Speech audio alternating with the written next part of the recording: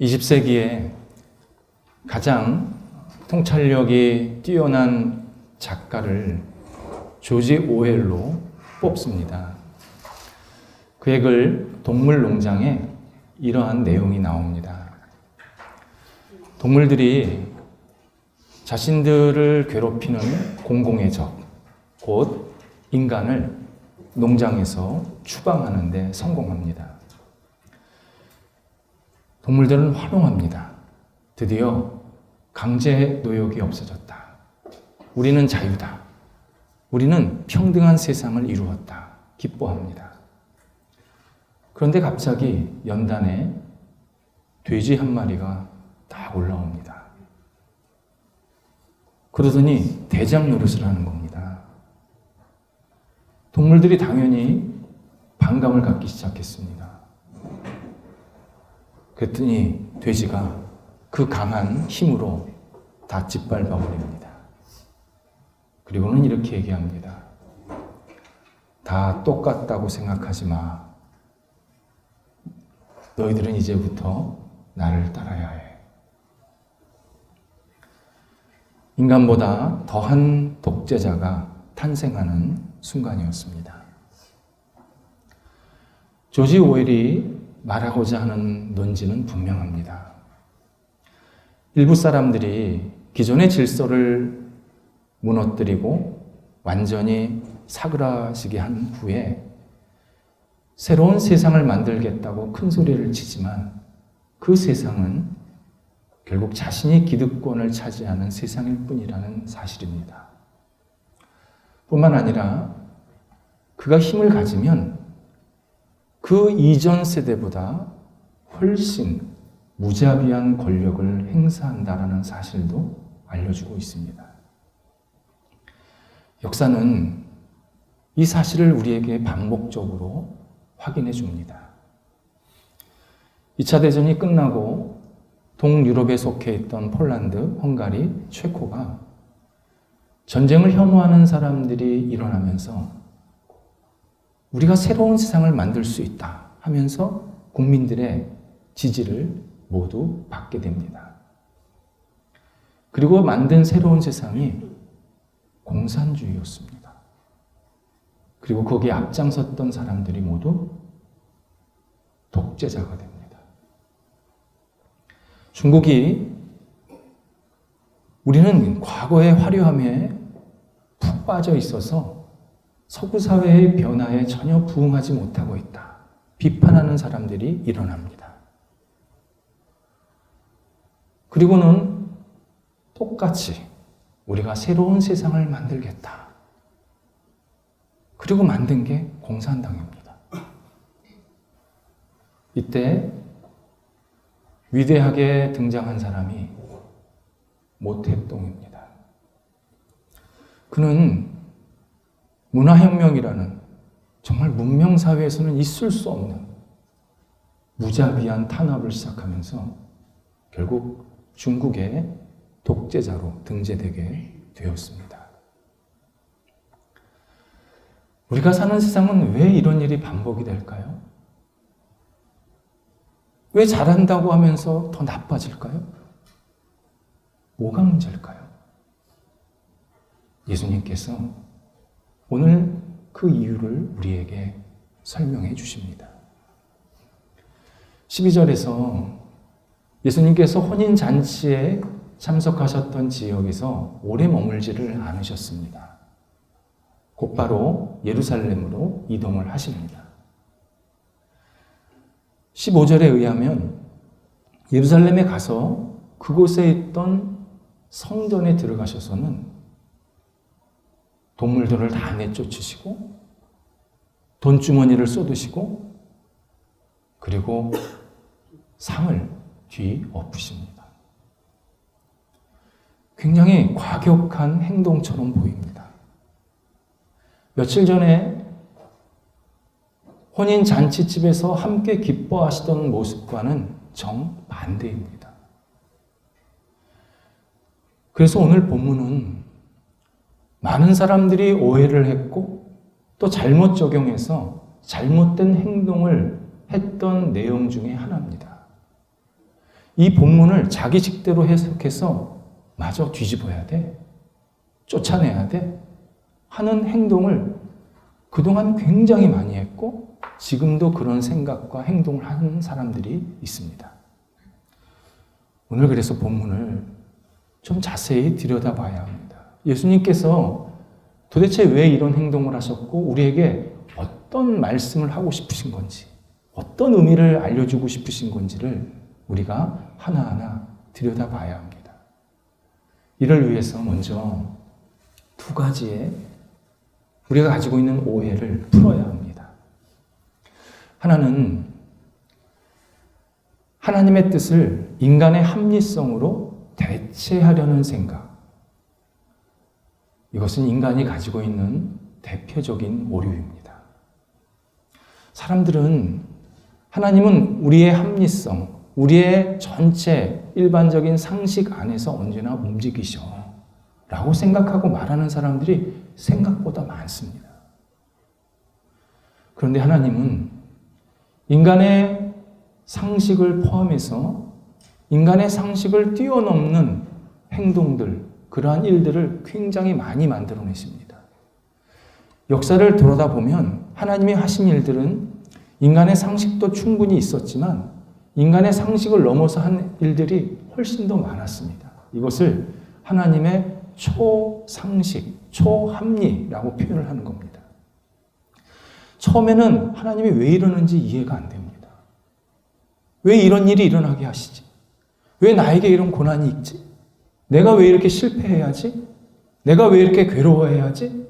왜 이렇게 내가 고통받아야지? 합리적으로 이해가 안 됩니다. 그런데 시간이 지나면 지날수록 이거였구나. 이래서 나한테 이런 일이 일어났고 우리에게 이런 일이 일어났구나 하면서 우리의 생각을 뛰어넘는 아주 위대한 결실들, 결과들을 계속 만나게 하십니다. 그래서 하나님은 우리의 상식 속에 가둬두실 수가 없습니다. 우리가 우리 상식 속에 하나님을 가둬두려고 하는 것은 하나님을 내가 주물르려고 하는 겁니다. 우리 위에서 우리를 이끄시는 분이 하나님이신데 우리보다 더 위대하신 분이 우리를 계속 인도해 가시는 건데 우리는 항상 내 틀 안에서 하나님이 움직여야 된다 생각합니다. 그래서 우리가 계속 오류를 범할 때가 많습니다. 오늘 본문에서도 똑같은 상황이 벌어졌습니다. 본문의 배경이 되고 있는 유월절은 유대 백성들에게는, 이스라엘 나라에게는 최대 절기입니다. 우리의 설날, 추석 이런 걸 다 합친 굉장히 큰 절기입니다. 평소 때에 성전에 나와서 예배를 안 드리고 또 가끔 예배를 드렸던 사람도 이 유월절에는 그 사람이 유대인 신분이라면 아무리 멀리 있어도 다른 나라에 살아도 성전에 와서 예배를 드렸습니다. 그리고 이 성전에서 예배 드릴 때 꼭 필요했던 것이 동물 제물이었습니다. 동물을 잡아서 드리는 겁니다. 그러면 가까운 사람은 모르겠는데 멀리 또는 외국에 살다가 이제 예루살렘을 방문해서 성전 예배를 드리려고 하면 자기가 살고 있던 그 집에서 그때는 다 동물들을 키웠으니까 그 중에 하나의 동물을 데리고 와서 드려야 했습니다. 사람도 걷기가 힘들지 않습니까? 그 동물을 데리고 오다 보면 당연히 동물이 병들 수도 있고 또는 다칠 수도 있고 또는 죽을 수도 있습니다. 그런데 하나님께 드리는 동물은 깨끗해야 했습니다. 성경 표현으로 하자면 흠이 없어야 했습니다. 그러면 다치거나 병이 들면 그 동물을 드릴 수가 없는 겁니다. 그러니까 예루살렘까지 가지고 와서는 자기 돈을 더 보태가지고 동물을 다른 걸로, 새 걸로 바꾸던 그런 행동을 할 수밖에 없었습니다. 그러다 보니 어떤 결과가 일어났을까요? 동물을 안 가져오는 겁니다. 그리고 빈손으로 와서는 예루살렘에 와서 동물을 사서 동물을 바쳐서 그렇게 제물로 드리는 겁니다. 그게 일상화가 되었습니다. 또 하나는 다른 나라에서 살다 보면 예루살렘에서 통용되는 통화, 세겔, 우리는 원이지 않습니까? 이스라엘은 세겔입니다.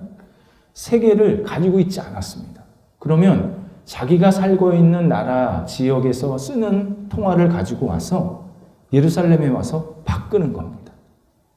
그러다 보니까 성전 안에 환전상이 상주하고 있었습니다.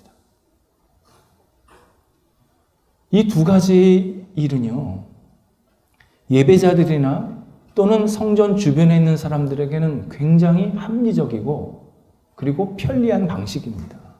얼마나 좋습니까? 빈손으로 와서 그냥 돈 주고 동물 사서 바치고 돈 바꿔서 그것으로 물건도 사고 밥도 먹고 숙소 비용도 지출하고. 그런데 예수님께서 이 행동을 멈추게 하십니다. 인간의 입장에서는 너무 합리적이고 너무 괜찮은 방식이었는데 예수님은 뒤집어 엎으십니다. 그 이유가 14절에서 성전에서라는 단어에 나옵니다. 이 일이 성전 안에서 일어났다는 겁니다. 예수님께서 거래 자체를 멈추게 하신 게 아니라 이 일이 성전의 본질과 맞지 않는 일이라는 겁니다. 성전에서 하는 시간과 일은 예배드리는 시간입니다. 하나님께 예배하는 시간입니다. 그런데 사람들이 동물을 주고받고 사고 파는 그런 인간적인 시간으로 바꿔버린 겁니다. 성전은 하나님을 만나는 장소입니다. 그런데 사람들이 자기에게 유익이 얼만큼 됐다, 얼만큼 내가 이문을 남겼다라는 돈을, 물질을 만나는 장소로 바꿔버린 겁니다. 그래서 예수님께서 이 일을 멈추게 하십니다. 우리가 생각하기에는 얼마나 좋은 방식이고 얼마나 합리적이고 효율적인 방식입니까? 라고 하기 모르겠지만 예수님은 하나님을 믿고 섬기고 따르고 예배하는 모든 일들은 하나님이 원하시는 방법대로 하나님이 말씀하신 뜻대로 하나님께서 인도하시는 그 길대로 하라고 분명히 우리에게 말씀하고 계십니다. 인간이 아무리 합리적으로 이게 옳다 저게 옳다 하는 것은 그것이 하나님의 뜻이 아니라면, 하나님께서 우리에게 가르쳐 주신 그 방식, 성경에 나오는 방식이 아니라면 멈추는 겁니다. 그건 아무 의미가 없다는 겁니다. 예수님께서는 우리가 하나님의 방식대로, 하나님의 뜻대로 하나님을 온전히 경배하고 의지하기를 원하십니다. 이런 의미입니다. 동물을 깨끗한 것을 드리라고 하는 것은 내가 집에서 키우는 동물을 하나하나 보면서 선별하라는 겁니다. 그래서 그 시간을 하나님을 생각하고 내가 이렇게 하나님 앞에 드릴 수 있는 동물이 있어서 감사하구나. 이번에는 이런 동물을 드려야지 하는 그런 마음의 준비, 그런 시간을 먼저 가지라는 겁니다. 예배당 오기 전에, 성전 오기 전에. 그래서 성전 오기 전부터 하나님을 생각하고 하나님을 기대하고 하나님께 소망을 두면서 오라는 겁니다. 그때 데리고 오다가 동물이 문제가 생겼습니다. 괜찮다는 겁니다. 너는 처음서부터 구별된 마음을 가지고 왔기 때문에 오다가 동물이 망가지는 거, 잘못된 거, 그건 네 탓 아니지 않느냐. 괜찮다는 겁니다. 그걸 그냥 드리라는 겁니다. 그게 하나님의 마음이라는 겁니다. 그런데 사람들은 이거를 거꾸로만 생각하는 겁니다. 그전에는 아무런 하나님 생각 안 하고 성전에 와서만 동물 사가지고 드리면, 그것도 비싼 거 드리면 좋겠다. 그렇게 생각한 겁니다. 예수님께서 이 일을 멈추신 겁니다. 너 여기 왜 오냐? 너 성전에 왜 오냐? 하나님이 동물이 없어서 너한테 동물 달라고 그러시냐? 네가 오는 목적을 다시 생각하라. 말씀하시는 겁니다. 저희 어머니는 저보다 늦게 예수를 믿으셨습니다.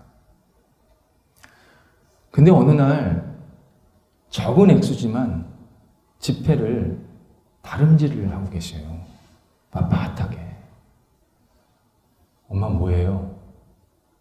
이번 주일에 헌금 내려고. 제가 얼마나 도전을 받았는지 모릅니다. 아, 어머니의 신앙이 잘하고 계시는구나. 나보다 더 성숙한 모습을 하나님을 섬기시려고 하는구나. 얼마 전에 인도 선교사님에게 제가 이런 얘기를 들었습니다. 인도 남부지방, 이분이 지금 25년째 거기 선교를 하시는데 자기가 처음 들어갔을 때와 최근에 인도 남부지방에 있는 그 상황이, 기독교 상황이 달라졌답니다. 기독교 신앙이 점점점 많은 사람들에게 확산이 되고 있습니다. 인도는요, 우리랑 비교가 안 될 만큼 복음이 한참 먼저 들어갔습니다. 거의 초창기, 예수님이 십자가에 돌아가신 후에 제자들이 막 흩어져서 복음을 전했을 때 복음이 들어갔던 나라 중에 하나가 인도입니다. 그래서 이제 보통 기독교 역사에서는 도마, 예수님을 의심했던 그 도마가 인도 선교사였다고 그런 자료들이 나오니까요. 그동안 계속 복음을 배척했던 겁니다. 그런데 한 십수년 전서부터 계속 복음이 확산이 됩니다. 인도 남부는 사회적 기반 시설이 굉장히 열악하고요. 대신에 인구는 되게 많습니다. 장소까지, 어느 장소까지 움직이려고 그러면 되게 힘듭니다. 쉽지가 않아요. 그런데 어느 날부터인가 2시간 전에 교인들이 예배당에 앉아 있다는 거예요. 그러니까 처음에 이 선교사님은 누가 버스를 돌렸나, 그렇게 봉사를 했나? 아니었습니다. 걸어서 2시간을 오고 예배당에 한참 전에 도착해서 기다리고 있는 겁니다. 지금 우리 시대에, 우리 사회에서 이 얘기하면요, 사람들 비웃습니다. 그게 무슨 비효율적이고 그리고 비생산적인 낭비입니까? 근데 이 선교사님의 이야기가 제 마음에 꽝 부딪혔습니다. 인도의 영적인 부흥은 예배자의 태도의 부흥에 있습니다. 하나님을 섬기는 것은요, 하나님의 방법대로, 하나님의 뜻대로 믿고 따르는 일입니다. 내 생각에 아무리 이게 옳다고, 이게 합리적이고, 이게 맞다고 해도 그게 아니라는 겁니다. 그냥 가르쳐 주신 대로, 말씀하신 대로 그냥 따라라. 그러면 언젠가 네가 안다. 언젠가 너희들이 확인하게 될 것이다. 왜 내가 그렇게 됐는지. 우리에게 그렇게 지금 말씀하고 계십니다. 또 하나 오해는 인간의 능력으로 유토피아를 만들 수 있다라는 생각. 이것이 또 하나의 인간의 오류입니다. 예수님 당시 이런 생각을 가졌던 무리들이 있었습니다. 이 무리들을 성경에서는 셀롯 땅이라고 표현합니다. 성경 언어로 셀롯이 우리나라 말로 열심입니다. 그래서 우리는 이것을 열심당이라고 표현을 하고 있습니다. 번역도 그렇게 했고요. 이 열심당원들은요, 역사에 대한 낭만 내지는 환상이 있습니다. 하나님 나라가 곧 머지않아 이 땅에 도래할 것이다 기대했습니다. 거기까지는 좋은데 자기들이 그 하나님 나라의 가치를 이 땅에서 먼저 빨리 실천해야 된다. 그걸 이루어야 된다. 그렇게 생각을 한 겁니다. 그래서 작은 칼을 가지고 다녔습니다. 그리고 하나님 나라의 가치에 맞지 않게 행동하는 사람이 보이면 죽였습니다. 빨리 이 사람들은 없애야 되는 겁니다. 그래야 하나님 나라가 더 빨리 오는 겁니다. 이거를 명예살인 또는 종교살인이라고 표현했습니다. 최근에 과도한 그러한 이슬람 교도들, 약간 폭력적이고 좀 과격한 그러한 이슬람 교도도 일부분이지만 이슬람 교도들이 쿠란에 저촉되는 행동을 하는 가족이나 이웃이 있으면 쥐두새도 모르게 죽입니다.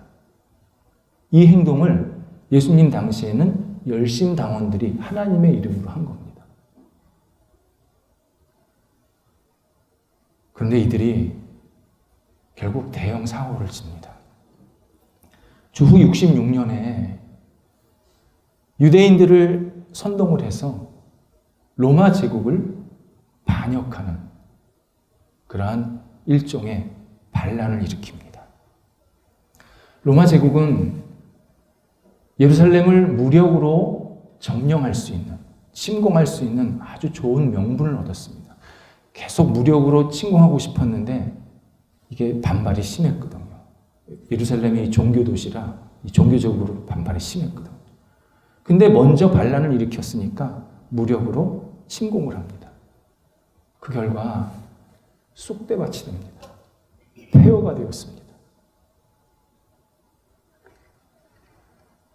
그리고 나서는 이 열심당원들은요, 바로 옆에 붙어있는 마사다산이라고 지금도 있습니다.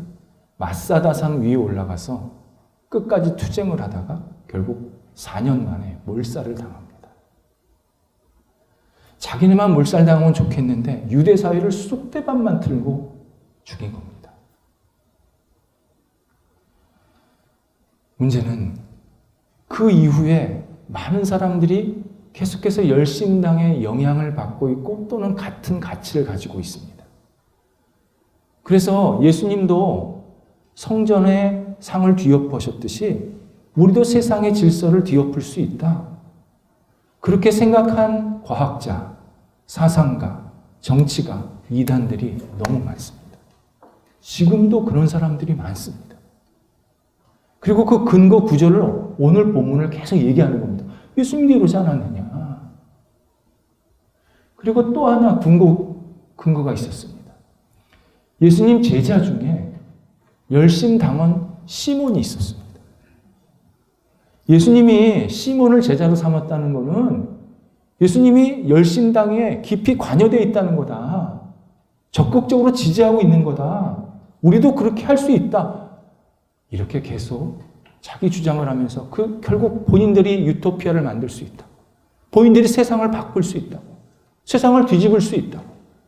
그렇게 계속 이야기를 하고 선동을 하고 있는 사람들이 실제로 많습니다. 작은 모임에 큰 모임에. 우리는 좀 크게 전체적으로 봐야 합니다. 먼저 예수님께서는 철저히 비폭력, 이 비폭력을 우리에게 알려주셨고 당신도 그러한 삶을 사셨습니다. 원수를 사랑하라. 내 이웃을 내 몸과 같이 사랑하라. 왼뺨을 맞으면 오른뺨을 대라. 화평케 하는 자는 복이 있나니 저희가 하나님의 아들이라 일컬음을 받을 것이다. 말씀하시고 약속도 하십니다. 우리가 그렇게 못 살아서 문제지. 거기 수준까지 못 가는 게 문제지. 예수님은 계속 우리한테 그렇게 살아야 된다. 예수를 믿으면, 나를 따르면, 하나님을 믿으면 당연히 그렇게 살 수밖에 없다. 우리에게 계속 말씀하십니다. 베드로가 한 종에게 칼날을 쳐서 귀를 건드렸을 때 예수님이 강력하게 경고하십니다. 칼로 흥한 자는 칼로 망할 것이다. 무엇보다도 폭력의 최고봉인 십자가 위에서 달리셨을 때 비폭력으로 마지막까지 그 죽음을 맞이하신 분이 예수 그리스도입니다. 예수님은 그 어떤 과격하고 폭력적이고 물리적인 어떤 행동도 옹호하지 않으셨습니다. 또 하나는 예수님의 이 제자 구성원을 봐야 합니다. 분명히 예수님 제자 중에는 열심당원 시몬이 있습니다. 그런데 세리 마태도 있습니다.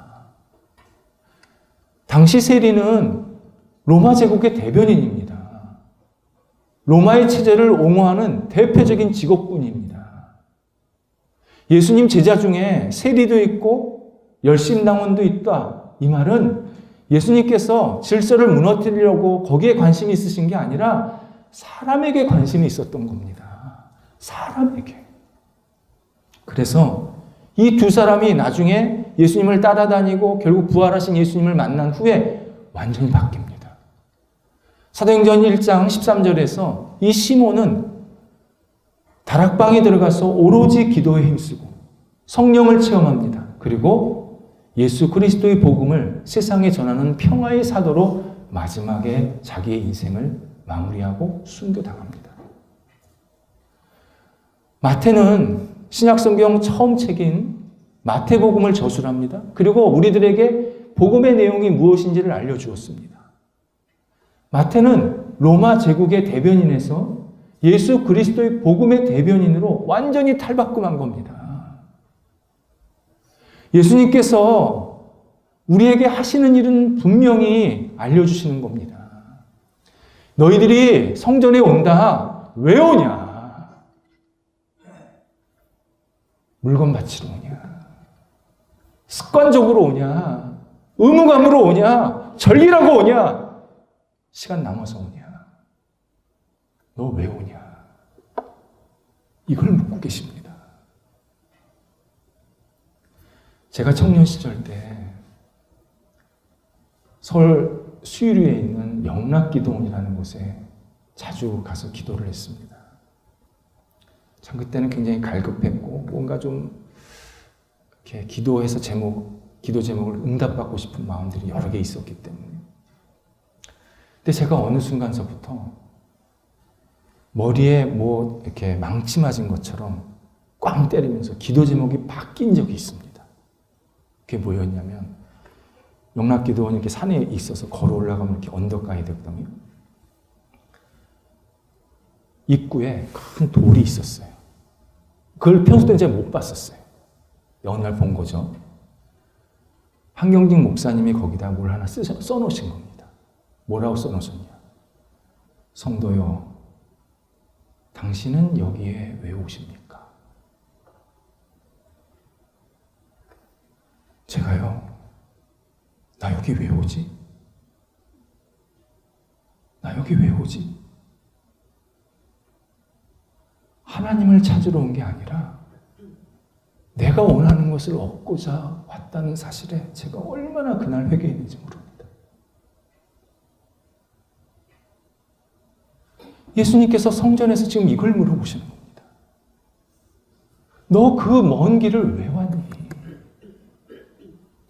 네 욕심 채우려고 왔니? 습관적으로 왔니? 예수님은 성전을 찾아오는 사람들에게 다시 오는 목적을 확인해야 된다고 말씀하십니다. 그래서 성전 정화 이 행동을 2번씩이나 반복하십니다. 오늘 본문에는 공생에 시작할 때, 처음 시작할 때 이 일을 하셨지만 다른 세 개의 복음서에서는 공생의 마무리, 곧 십자가를 지시기 전에 이 성전 정화를 한 번 더 하십니다. 이 말은 예수님께서 계속 성전에 찾아오는 사람들에게 똑같이 계속 질문하셨다는 겁니다. 너 여기 왜 오니? 너 의문이 습관이니? 네 욕심이니? 그런데 사람들은 변하지 않았다는 겁니다. 예수님은 계속 물어보시는데 사람들은 변하지 않은 겁니다. 비신앙인도 마찬가지지만 신앙인들 중에서 내가 변해야 된다, 당신이 변해야 합니다 라고 말을 하면 그거를 잘 받아들이지 않습니다. 제가 뭐가 문제인데요? 저 열심히 살려고 했습니다. 저 잘못한 거 없어요. 잘못은 저 사람이 했어요. 저 사람이 문제예요. 저 사람이 바뀌면 다 바뀌어요. 저는 아니에요. 저 도덕성이 있어요. 저 나름대로 열심히 살았어요. 계속 그런 얘기를 합니다. 마가복음 15장에서 빌라도가 예수님과 바라바를 앞에 놓고 이 둘 중에서 누구를 너희한테 풀어줄까 물어봅니다. 이때 유대 군중들이 아무런 머뭇거림 없이 바라바를 풀어달라고 요청합니다. 15장, 마가복음 15장 7절에 의하면 바라바의 제목이 밀란, 곧 선동과 살인이었습니다. 전형적인 열심당원의 죄목입니다. 바라바는 열심당의 수괴였어요. 그런데 유대 군중들은 바라바를 풀어달라고 한단 말이죠. 유대 군중들, 일반 유대 백성들의 입장에서는 바라바는 되게 불편한 존재입니다. 자기들이 저 밀란을 일으키고 살인을 한 바라바를 풀어달라고, 그리고 그와 함께 같이 있고 또 그를 생각을 같이 따라 했다라는 것이 로마 제국에 알려지면 당연히 로마 제국은 유대 백성들을 괴롭히지요. 가만히 놔두겠습니까? 반란자랑 같이 하고 있는데. 그런데도 바라바를 풀어달라고 그래요. 반면 예수님은 먹을 걸 주셨잖아요. 병도 고쳐주셨잖아요. 죽은 사람도 살리셨잖아요. 위로해 주셨잖아요. 같이 우셨잖아요. 그런데 유대 백성들은 예수님 필요 없다는 겁니다. 왜일까요? 왜 예수님이 아니라 바라바를 풀어달라고 그럴까요? 바라바는 자신을 포함해서 유대인들이 변해야 된다고 말하지 않았습니다. 우리는 잘못 없어. 우리는 억울해. 우리 피해자야. 저 로마가 문제야. 로마가 나가야 돼. 로마 망해야 돼. 로마가 쫓겨나면 우리가 자유롭게 되고 우리 행복해질 거야. 잘 살 거야. 그렇게 선동했습니다. 반면 예수님은요. 네가 변해야 된다. 네가 변해야 된다. 네가 변해야 가정이 변한다. 네가 변해야 네 모임이 변한다. 네가 변해야 네 영혼이 다시 시작할 수 있다. 우리들은 이렇게 항변할 수 있습니다. 예수님, 그래도 저 예수님 믿으려고 그러잖아요. 교회 나오잖아요. 저 예배 드리려고 하잖아요. 저 그래도 예수님 잘 섬기려고 하는데 왜 저한테 자꾸 변하라고 그러세요? 좀 저 사람한테 얘기하세요. 저한테 그러지 마시고. 우리는 얼마든지 이렇게 항변할 수 있습니다. 근데 성경에 아주 중요한 진리가 하나 있습니다. 영적으로 성숙한 사람은 계속 성숙하게 됩니다. 하나님이 그렇게 만드십니다. 뭐라 그러십니까? 있는 자는 없는 자 거를 뺏어서 주신다. 이게 영적인 진리입니다. 내가 하나님을 믿으려고 그럴 때 진실하게 잘 믿으려고 하면 하나님이 더 큰 믿음을 계속 주십니다. 그런데 하나님을 내가 외면하고 거부하고 믿지 않으면요. 그 사람은 계속 바닥 멀어집니다. 우리는 좀 안 믿는 사람이 잘 믿게 됐으면 좋겠습니다. 맞죠? 그러고 싶죠. 근데 실제로 영적인 세계의 질서나 이 진리를 보면 하나님을 잘 믿으려고 하는 사람들이 결국 나중에 계속 더 성숙해 갑니다. 하나님을 믿지 않고 외면했던 사람들은 계속 멀리 떨어져서 하나님을 완전히 잊어버립니다. 다만 하나님이 우리를 기다리실 뿐이죠, 지금. 예수님께서 신앙생활 하겠다고 하는 사람, 예배 드리겠다 하는 사람에게 하시는 말씀은 사실은 너무 사랑해서 하시는 말씀입니다. 예수님께서 네가 하나님 앞에 더 잘 섰으면 좋겠다.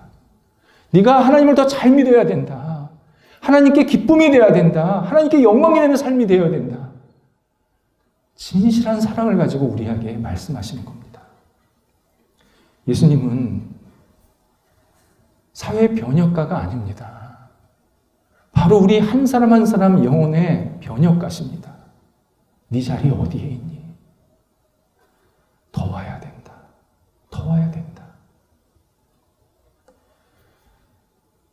예수님께서 우리에게 하나님의 은혜를 갈망하는 마음이 우리의 중심에 들어 있어야 한다고 말씀하십니다.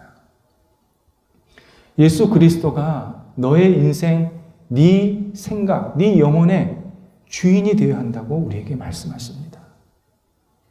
예배드릴 때, 신앙생활 할 때 그냥 건성건성, 대충대충, 습관적으로, 의무적으로 하지 말고 정말 하나님의 은혜 없이는 전 살 수 없습니다. 하나님의 은혜를 통해서 제가 일어날 수 있습니다. 하나님의 은혜만 제가 붙잡습니다. 이런 간절함 가지고 하나님께 나와라. 하나님이 너를 기뻐하시고 너에게 하나님께 주시는 은혜가 가득 채워질 것이다. 우리에게 약속하고 계십니다. 예수 그리스도 안에 우리가 거하고 예수 그리스도가 우리의 삶의, 우리의 영혼의 중심에 계실 때 그 사람이 진짜 하나님이 기뻐하시는 백성으로 이 땅을 살아가게 됩니다. 기도하겠습니다. 하나님, 예수님 잘 믿고 싶습니다. 진심으로 믿고 따르고 싶습니다.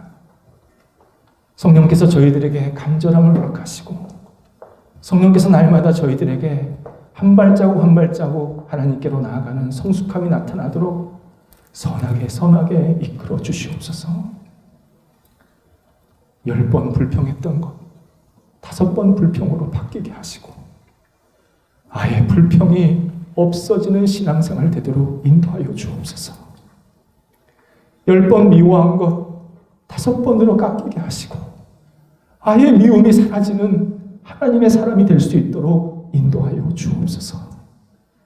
하나님, 저희들을 붙잡아 주셔서 진심으로 주님을 따르고 의지하게 하시고 저희들의 삶이 하나님께 영광되는 믿음의 삶이 될 수 있도록 인도하여 주옵소서. 예수님의 이름으로 기도드립니다. 아멘.